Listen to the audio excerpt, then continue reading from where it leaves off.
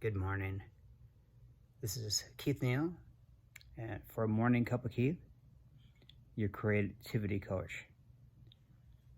So, part of taking ownership in your life is simplifying your life.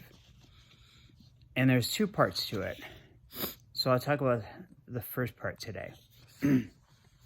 And the first part is physical items like clutter, things that you keep in your home, maybe in your office.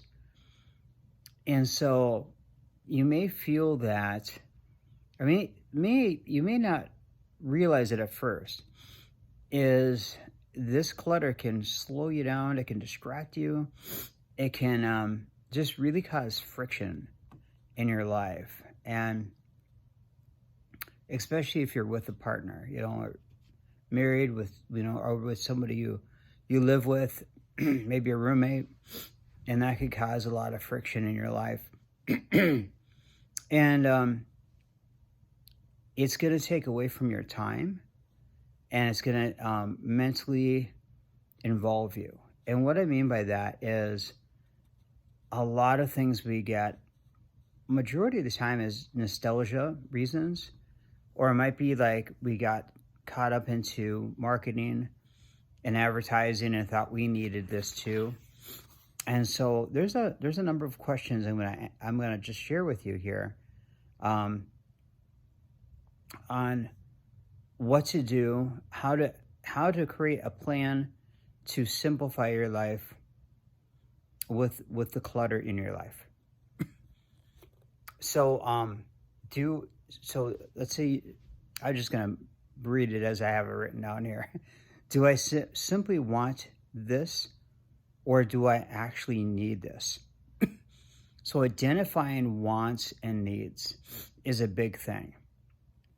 Often we tend to think that, or we tend to rationalize that a want's a need, and then realize that it may have been something that we just wanted to, grab at the moment, and it's just a want. It's just something that's not really something we really need. Am I going to still be using this item 6 months from now? So when you get that item, are you going to be focused on using that item?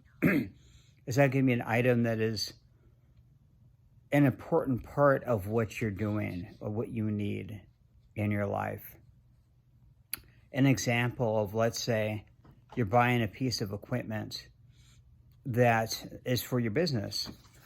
And let's say for that business, you may not use it a lot. Do you really need it then? Is that something you need? Or let's say buy a kitchen item because it was a hot thing of the season, but now it's collecting dust. And do you really need it? Do I not already have something at home to do just what this item would enable me to do so?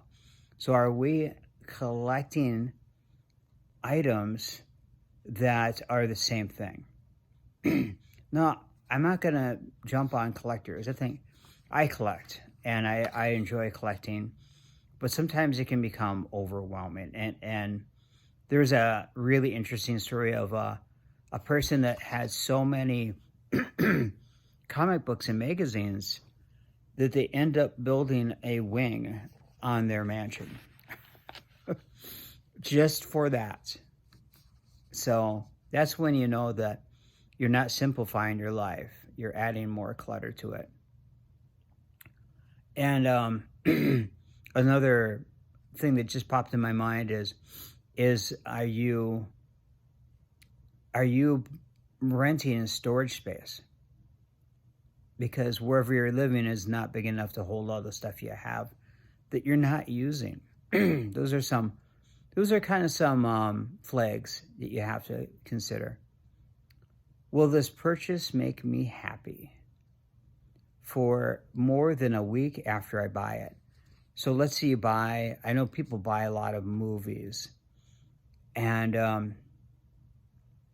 they'll pick up the movie because they love the movie, they want to watch it, But what's gonna happen a week from now? Are you gonna still have it? Or is it gonna just cause clutter, and space that could be used for other things, or it just collects dust? Notice that if it collects dust, you're not using it. And is this item adding value to my life? So are you buying something that, let's say, and a good example of value would be, let's say you buy something you need, like a vacuum cleaner, because it's gonna, help maintain the house and clean the house. Let's say you buy, like, I don't know if I think people still use it. So let's say a ham radio, that adds value. That's kind of a neat thing. And it's kind of a old technology, but there's people out there that use it. Or let's say you buy a movie camera and you're going to be taking lots of videos, or maybe you are, part of your business is wedding photography and video. And maybe that's something that is going to add value. So here's an interesting thing that when I was reading up about this topic, it made me think about how, what to do to kind of stop the clutter from continuing. Consider getting rid of one item you have at your home every time you purchase a new one. So for each time you purchase something, consider getting rid of one item. Well, now if you buy like 5 items, consider 5. So living in a clean, organized space could give you peace of mind, and it could help you take ownership of your life. So the less clutter you have, I know, because I run into this with myself, being a creative person, I don't always have. Now, here's the thing, here's the caveat, is being a creative person, you could have a creative space that's a mess. Like my art studio it's cluttered up, but there's things in there that I need, and there's valuable things I need to use and could use for different projects. Same thing with tools. Let's say you have a workshop. Now, granted, organizing it would give you more peace because you know where everything's at. Hang things up, put things on walls. That's the same thing. I was just talking to a friend the other day about structuring a shelving unit. So every painting I have would go in there. And then I would know it'd be easier to inventory that way. So those are things to consider. And it's going to give you more peace of mind when you have all that stuff. So your space that you look around is clean. And then you have peace of people coming over, but also you have peace of not being distracted by what you have. So consider taking ownership and simplify your life with whatever items that you have in your home or in your office. All right. Thanks for watching, and I'll be back here for part 2 of simplifying your life. All right. Take care.